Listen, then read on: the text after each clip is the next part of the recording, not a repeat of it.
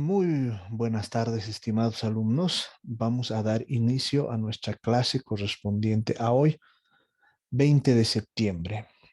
Como es costumbre, para aquellas personas que por diversas circunstancias no puedan asistir, estamos procediendo a grabar. Inicialmente, por favor, por mensajes, indíquenme si no existe ningún problema en relación al sonido para que podamos continuar, por favor. ¿Todo bien con el sonido? Sí, me informan que todo está bien con el sonido, ¿no? Simplemente hacerles también un anuncio comercial. Asistan por favor a las clases de ayudantía. El miércoles vamos a dar una práctica y van a tener que resolver con su ayudante porque todos estos elementos tienen que desarrollarlos a partir de la resolución de ejercicios y con todos los elementos que estamos chequeando en lo que estamos avanzando en clase. ¿Ya? Muy bien.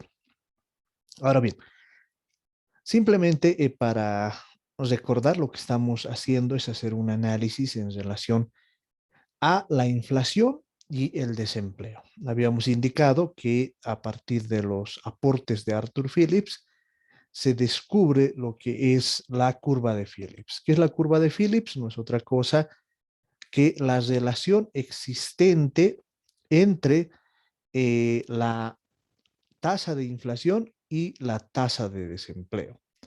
Eso quiere decir que básicamente lo que ocurre es que hay una relación inversa entre ambas variables. Cuando sube la tasa de inflación, la tasa de desempleo tiende a reducirse. Ahora, ¿por qué en algunas ocasiones funciona, en otras ocasiones parece no funcionar? Es lo que vamos a analizar precisamente en estas diapositivas, ¿no? Bien, simplemente para que podamos recordar lo que habíamos avanzado en un anterior capítulo, habíamos indicado que P corresponde al nivel de precios. P elevado a la E no es otra cosa que la inflación esperada. En otras palabras, el nivel de precios va a ser igual al nivel de precios esperado multiplicado por 1 más mu, que nos representa el margen o la ganancia de las empresas, y multiplicado por una función que nos va a relacionar la tasa de desempleo y la variable z, que corresponde a todos aquellos elementos distintos a la tasa de desempleo que afectan a la definición de los salarios, ¿no es cierto? En otras palabras, esto no es otra cosa que lo que habíamos visto de la ecuación de formación de precios, ¿no es cierto? Habíamos indicado que en realidad en esta función de producción, la producción se explica por el capital y el trabajo. Pero para los efectos del análisis únicamente vamos a decir que el capital es constante.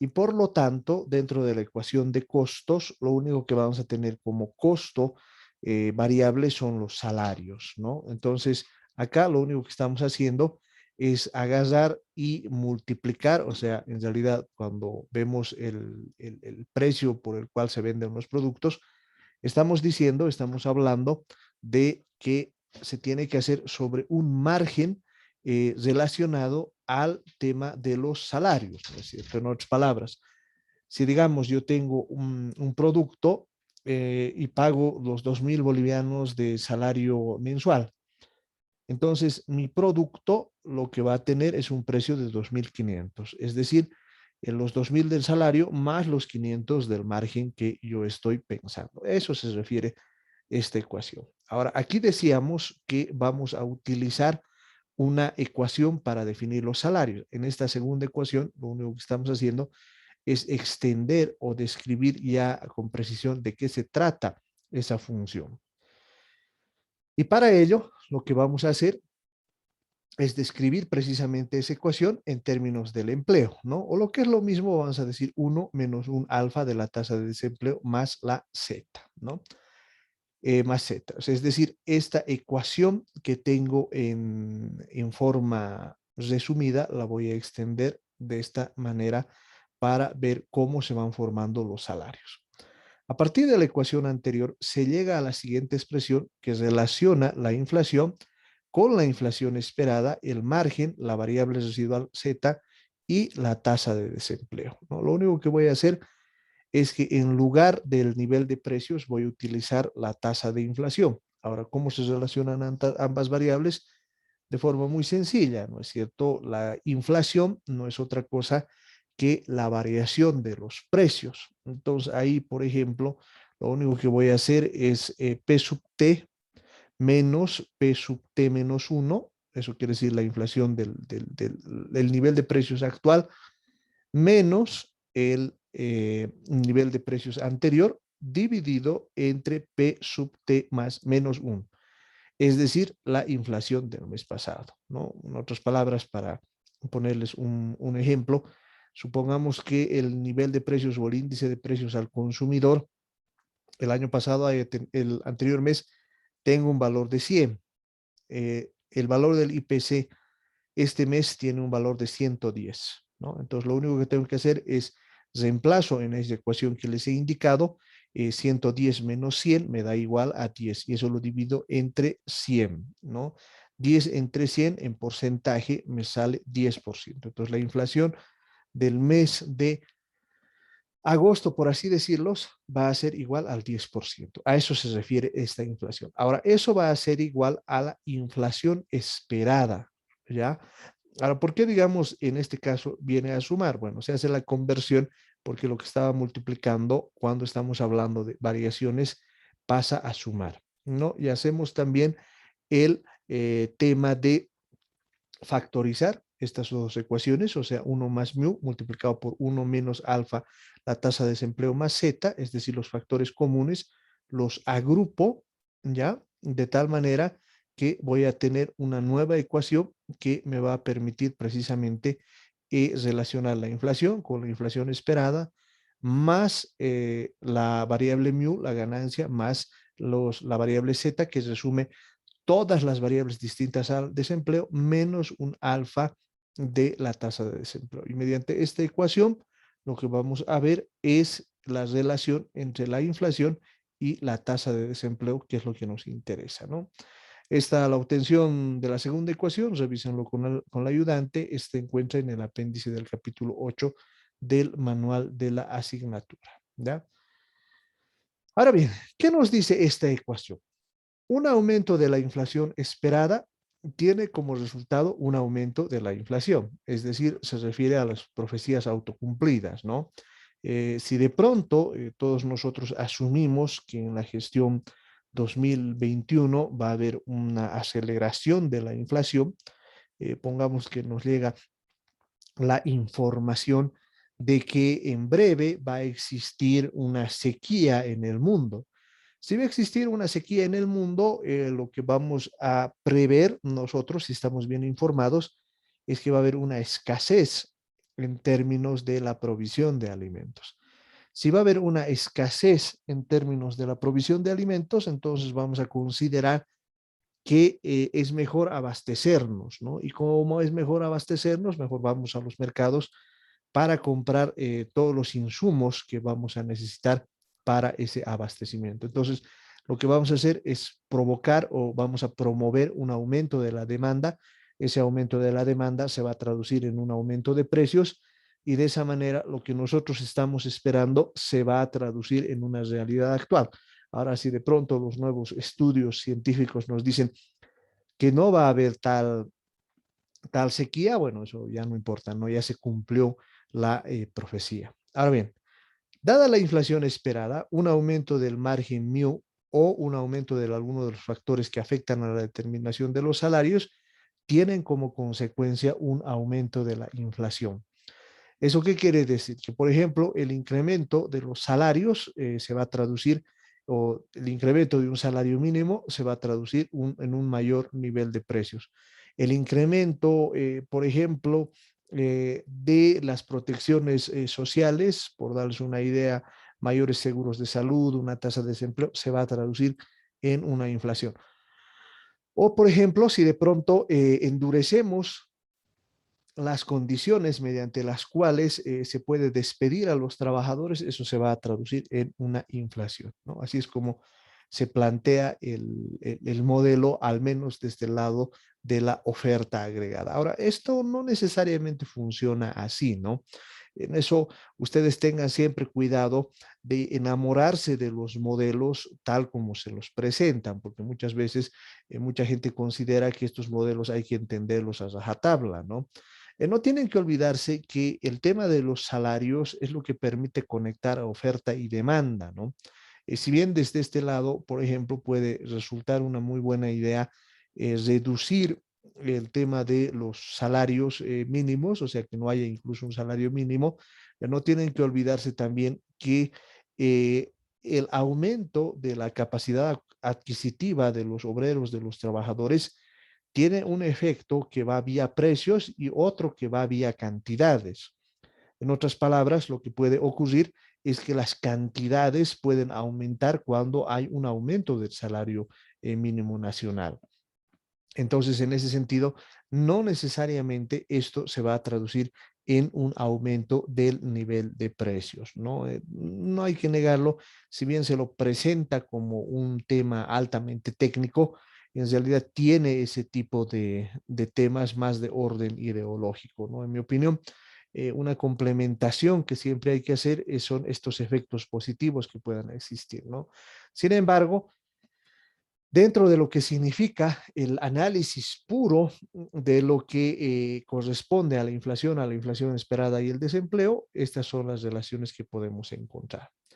Ahora bien, dada la inflación esperada, un aumento en la tasa de desempleo U tiene como consecuencia un descenso de la inflación, ¿no? Eso quiere decir que si hay un aumento en la tasa de desempleo, lo que va a ocurrir es que los empresarios van a tener mayores posibilidades de negociar con los trabajadores. Al negociar de mejor manera con los trabajadores, entonces en los hechos lo que va a ocurrir es que van a poder pagar salarios menores. Si pagan salarios menores, entonces su costo de producción va a bajar y por lo tanto lo que va a ocurrir es que la inflación también va a descender. Entonces eso nos muestra esta ecuación que ustedes tienen en pantalla.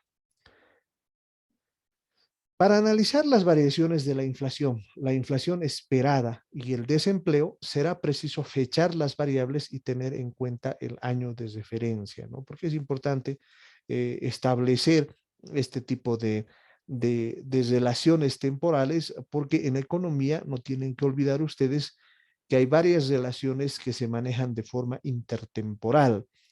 Eso quiere decir que los agentes económicos no solamente ven el corto plazo, sino que están pensando en qué es lo que va a ocurrir con las principales variables económicas a lo largo del tiempo, ¿no? A ver, para que más o menos tengan una idea de lo que estoy diciendo. Cuando uno es joven, puede decir que mucho no le interese pensar en el futuro, pero esto no es tan así a medida que va pasando el tiempo. Por un lado, cuando uno tiene 30, 40 años, ya sabe y es consciente que va a envejecer.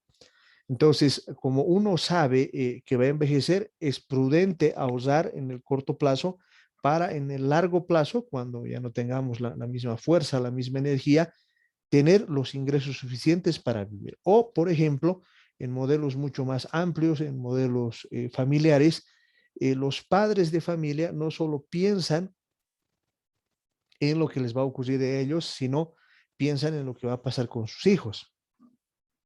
Entonces, esos modelos nos muestran que las decisiones intertemporales se toman en cuenta incluso pensando en periodos más largos, ¿no? Por esa razón es que lo único que hacemos en esta ecuación, están viendo acá, lo que vamos a definir, la inflación en el periodo T, la inflación esperada en el periodo T y el resto de las variables vamos a asumir que estas no tienen una variación temporal y se mantienen constantes al menos en el periodo de análisis. Lo propio ocurre con la tasa de desempleo que vamos a eh, determinarla en un periodo T.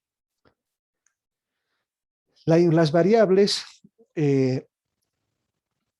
de la inflación sub T y la tasa de desempleo sub T se refieren a la inflación esperada y el desempleo en el año T. Asumimos que mu y z son constantes, es decir, no presentan variación temporal y por tanto no tienen índice. Ahora bien, si suponemos que la inflación esperada es igual a cero, es decir, la inflación esperada en el periodo T es igual a cero, entonces lo que vamos a encontrar es precisamente esta ecuación. Vamos a decir que la inflación en el periodo T, como es igual a cero, ya no representa nada, va a ser igual a el margen más la variable z menos, y aquí el signo es importante, un alfa de la tasa de desempleo. Esta es la relación negativa que entre el desempleo y la inflación que Phillips encontró en el caso del Reino Unido a finales del siglo XIX y principios del siglo XX y que Solow y Samuelson replicaron la evidencia para los Estados Unidos denominándola por primera vez curva de Phillips. Es decir, la evidencia empírica nos estaba mostrando que había una relación inversa entre la tasa de inflación y la tasa de desempleo. Pero, ¿cuál es el aporte acá que hace Blanchard precisamente para establecer, para rendir homenaje a Phillips? Él dice, y en esto es muy claro, que para que esto funcione, la inflación esperada debe ser igual a cero. En otras palabras, si digamos ahora o en este periodo tenemos una inflación del 2%, entonces en lo que queda del año la inflación debería ser negativa y por lo tanto eso debería hacer que la inflación esperada sea igual a cero. ¿Por qué, digamos, esto es importante? Porque lo que nos está tratando de decir el profesor Blanchard es que esta relación inversa entre la tasa de inflación y la tasa de desempleo únicamente se presenta cuando tenemos escenarios de deflación. En otras palabras, cuando la inflación es muy baja. Pero acá viene lo importante. Lo importante está que la curva de Phillips se presenta cuando las expectativas de los agentes en relación a la inflación nos muestra que los agentes esperan que esa inflación sea muy baja. Si los agentes esperan que la inflación va a ser muy baja, entonces aparece la curva de Phillips. De hecho, en realidad, para profesores como Robert Lucas, que es un neoclásico, un neoliberal, si ustedes quieren, esta relación en el fondo es un engaño. Es decir, se aprovecha de que no todos los agentes económicos tienen toda la información en relación a lo que está ocurriendo con la economía, ¿no? Pero ojo, después él dice, en realidad, si bien se puede mantener engañada a la economía durante algún tiempo, entonces la gente se da cuenta de lo que está haciendo el gobierno. Es decir, sabe que está aumentando, por así decirlo, el gasto público, ya sea con un poco más de inflación, con el fin de reducir la tasa de desempleo. Sin embargo, la gente sabe que cualquier nivel de endeudamiento que adquiera el gobierno, a la larga o a la corta, se tiene que pagar. Y como se tiene que pagar estos niveles de endeudamiento, quiere decir que en el futuro se van a cobrar impuestos respecto o para compensar todo el nivel de gasto que se ha hecho en el presente, ¿no? Es lo que se conoce como la equivalencia ricardiana. Y en el neto, lo que va a ocurrir es que la gente no va a ganar en términos de bienestar y lo único que vamos a vivir es pues una ilusión, ¿no? Para que tengamos un poco lo que nos dirían, digamos, si nos observasen y viesen con atención lo que está ocurriendo en la economía boliviana, lo que dirían ellos es que el aumento del gasto público, el aumento de la inversión pública, está sosteniendo artificialmente el funcionamiento de la economía boliviana. Entonces, en cuanto retornemos a una situación de ajuste, entonces lo que va a ocurrir es que toda esta ilusión relacionada al crecimiento económico, a la caída de la tasa de desempleo, forzosamente va a tener que caer. Y en ese momento lo que va a ocurrir es un mayor empobrecimiento de la gente. Pero mientras tanto, ellos dicen, no es que el fenómeno de la curva de Phillips nunca va a aparecer, sí va a aparecer, pero en un contexto marcado por precisiones muy establecidas en relación a cómo funciona la economía, ¿no? Ahora bien, ¿cuándo aparece esta espiral de precios y salarios? En una primera versión, si suponemos que el nivel de precios esperado es el observado en el periodo anterior, un desempleo bajo produce un salario más alto, ¿ya? Es decir, este, este desempleo, lo que va a ocurrir es que vamos a producir un salario más alto. Ahora, ¿por qué ocurre esto? Porque cuando cae la tasa de desempleo, en realidad los trabajadores tienen una mayor posibilidad de negociar. ¿Esto por qué es así? Porque si digamos va un empresario y pide, una cosa es negociar con 10 trabajadores que hacen lo mismo.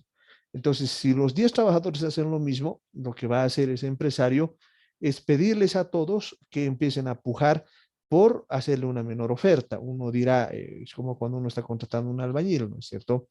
Uno va a decir, bueno, yo hago el trabajo por 150 bolivianos, yo lo hago por 150, yo lo hago por 70, ¿no? ¿Por qué la gente va a hacer eso?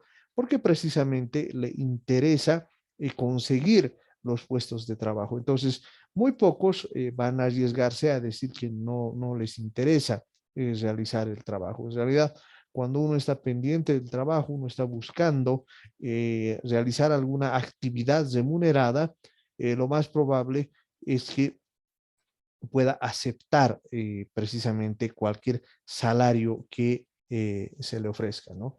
Pero al revés, cuando hay pocos trabajadores, entonces pocos trabajadores le van a decir, no, o sea, no, la verdad que si usted se va a venir otro empresario y nos va a contratar. Entonces, ahí hay una presión para que los salarios aumenten frente a la escasez de los trabajadores.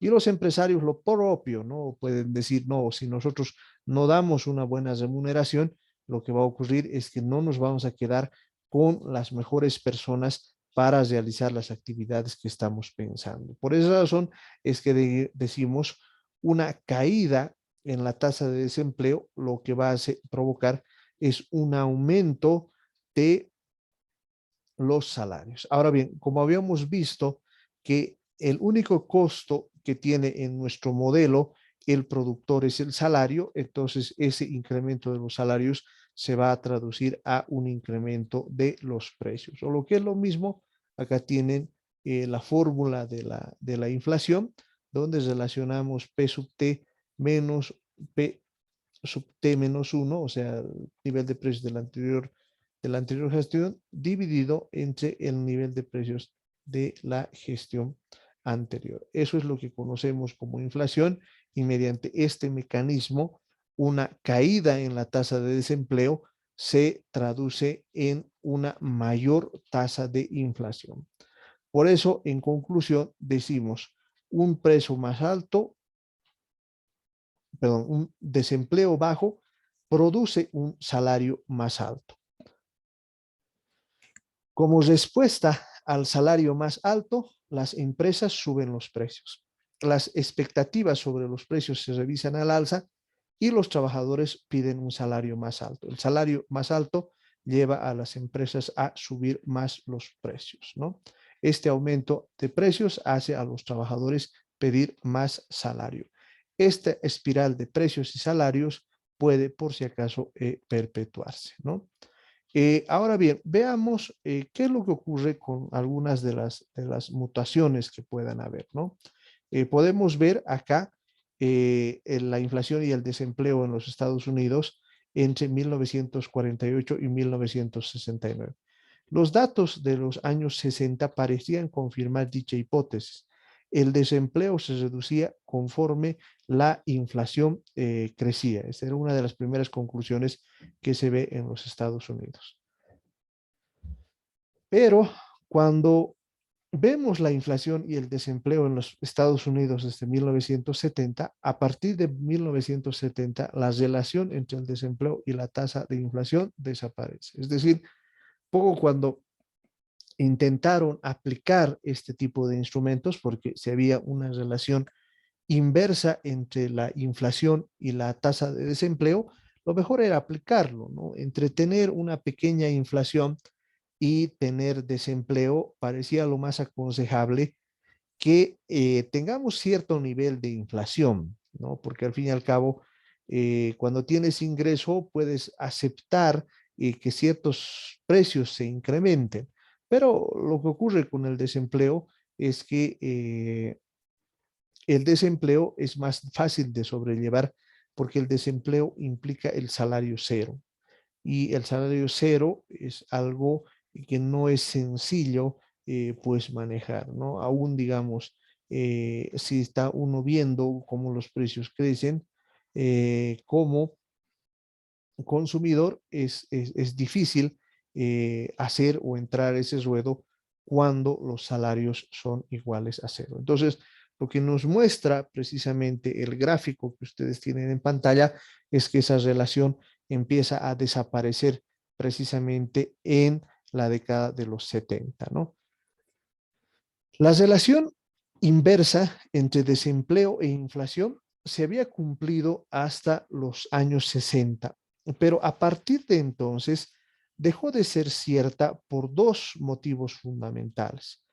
Primero, un aumento en el precio del petróleo, ¿no? Esto ocurrió porque en realidad poco antes ya se había soltado el tema de la relación entre el dólar y el oro. Es decir, hay una decisión hay famosa de Richard Nixon que quita o que establece que ya no es necesario que por cada dólar o cientos o miles de dólares la Reserva Federal esté en condiciones de devolver el oro, ¿no es cierto? Por esa razón es que ahora, si uno quiere ir a la Reserva y cambiar los dólares por el oro, en realidad, bueno, se van a reír, ¿no es cierto? Lo van a mandar a una tienda para que compre el oro. Entonces, lo que ocurre a partir de esa decisión es que se empieza a buscar algún activo que empiece a sustituir el patrón oro.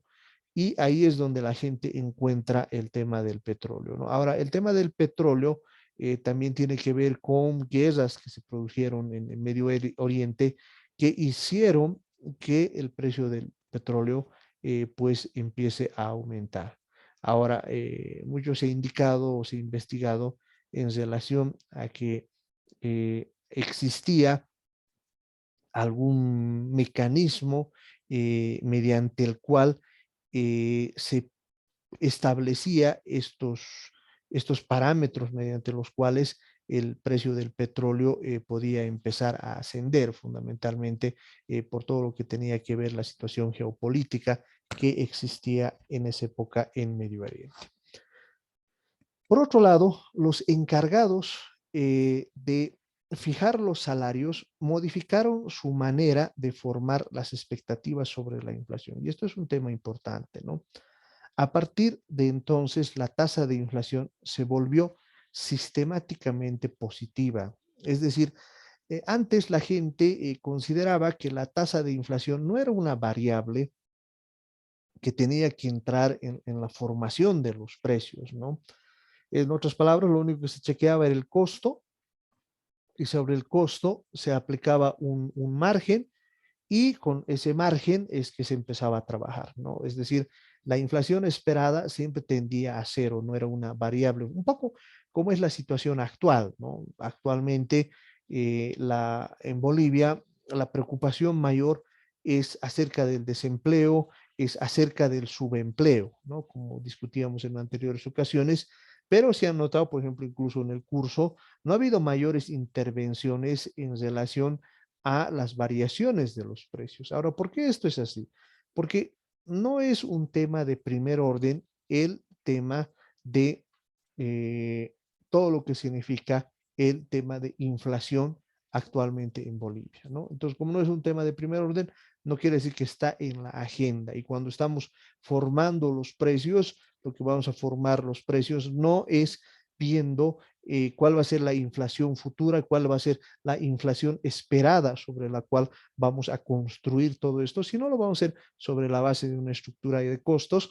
Y de hecho, cualquiera que haya hecho un emprendimiento sabe que frente a esta situación, lo mejor es incluso bajar esos precios, ¿no? Si vamos a entrar en el negocio de las hamburguesas, una hamburguesa de buena calidad a 20 bolivianos, lo que podría ser más bien es que podamos competir. Sin embargo, lo que ocurrió frente a todos estos elementos es que como la inflación ya se ve instalado, entonces en cada una de las estructuras de costos se empezó a pensar cómo se podía internalizar todos los elementos relacionados a la inflación. Así, la inflación se volvió más persistente. Si era alta un año, era más probable que también lo fuera al año siguiente y así sucesivamente. Entonces, lo que ocurrió, en este caso, por ejemplo, podemos ver la curva de Phillips de la economía española, podemos notar que en algunos periodos sí se cumple, pero en otros ya se convierte en un elemento bastante confuso en relación a lo que había ocurrido, ¿no? Y lo propio ocurre en otros países, ¿no? Ahora bien, ¿qué es lo que había ocurrido? ¿Qué es lo que había pasado? ¿Por qué razón se presenta este fenómeno tan curioso en el que durante una época podemos encontrar fácilmente la relación entre inflación y tasa de desempleo y después desaparece? Bueno, supongamos que las expectativas de inflación se forman del siguiente modo, ¿ya? Vamos a suponer que la inflación esperada del periodo T, o sea, esta, va a ser igual a un parámetro, ¿ya?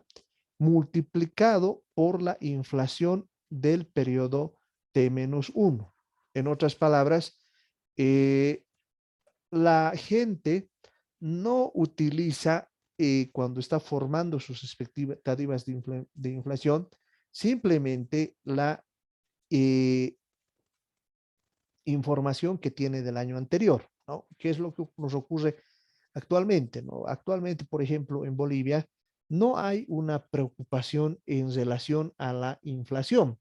Por esa razón es que si vemos que la tasa de inflación del año pasado es baja, lo más probable o lo que nosotros vamos a considerar que va a ocurrir al siguiente año es que tengamos una tasa de inflación que va a ser muy parecida a la del año anterior. Pero lo que va a ocurrir es que este valor de este parámetro aumenta paulatinamente en los años 60 desde 0 hasta 1.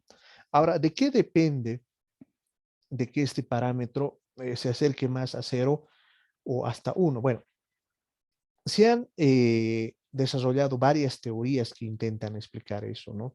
Por ejemplo, una de ellas tiene que ver con la credibilidad de las autoridades. Si las autoridades son creíbles, entonces la gente va a hacer que este parámetro tienda a 0, ¿no?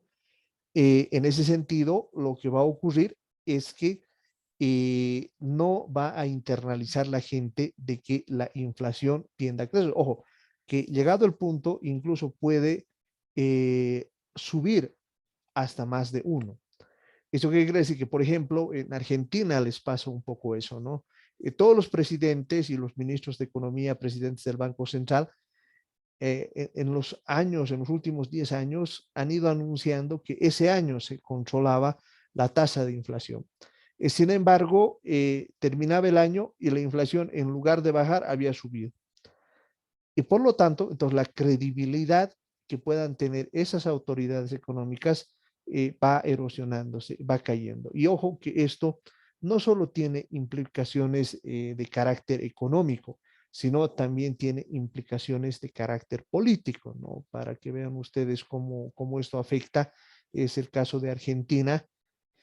En las últimas elecciones de medio término, las PASO, en realidad el partido gobernante ligado al kirchnerismo ha perdido, ¿no? Y alguien como Milei ¿no? En Milei alguna vez lo han debido escuchar, lo han debido ver, que más bien él promueve reformas pro mercado, entonces empieza a crecer. ¿Por qué empieza a crecer? Porque dice que el problema en realidad central y el problema que no se quiere atacar en el caso de Argentina es precisamente el aumento del gasto público, ¿no? El aumento de la burocracia, que es lo que está detrás de la inflación. Entonces, en una primera aproximación podemos decir que este parámetro aumenta. Ahora, ¿por qué aumenta este parámetro a lo largo del tiempo? Mientras la inflación fue baja y no persistente, era razonable que los trabajadores y empresas ignorasen la inflación pasada y asumiesen que el nivel de precio del año actual fuese aproximadamente el del año pasado. Pero cuando la inflación se vuelve más persistente, los trabajadores y las empresas cambian el modo de formar sus expectativas, ¿no?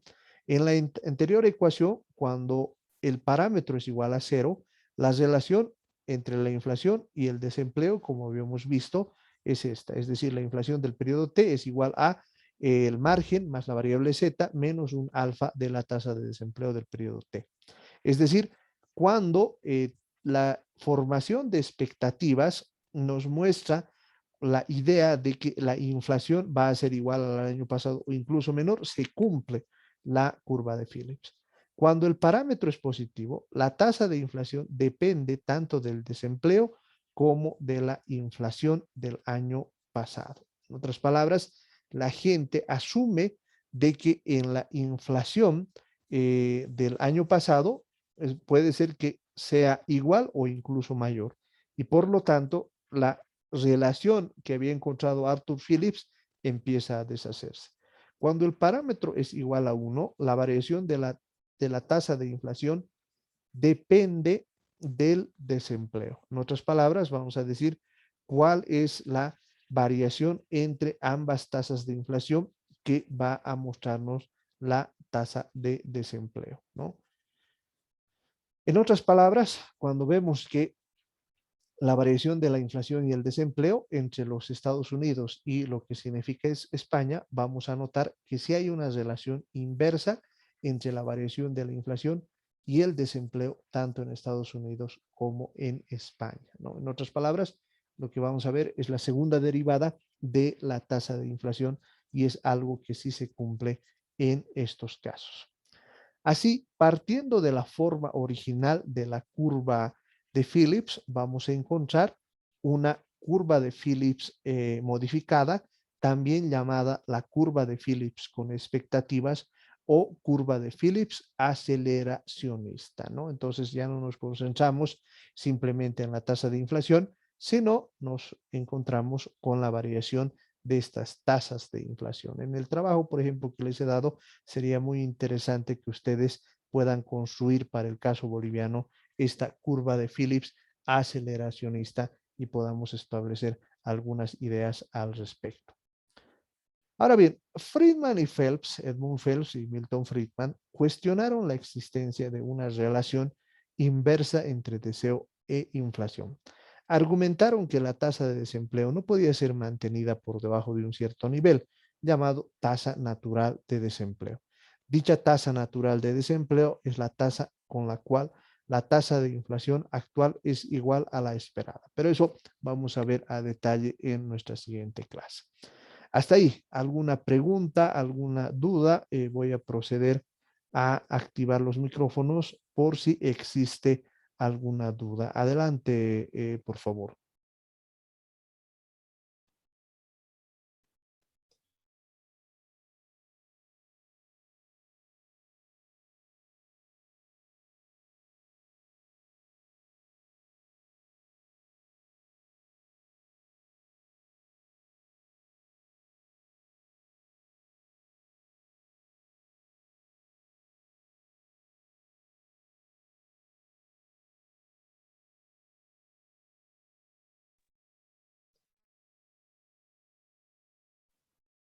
Bien, si no hay más dudas, nos quedaríamos acá y en la siguiente clase vamos a ver cómo funcionan los aportes que han hecho Milton Friedman y Edmund Phelps al respecto. ¿Ya?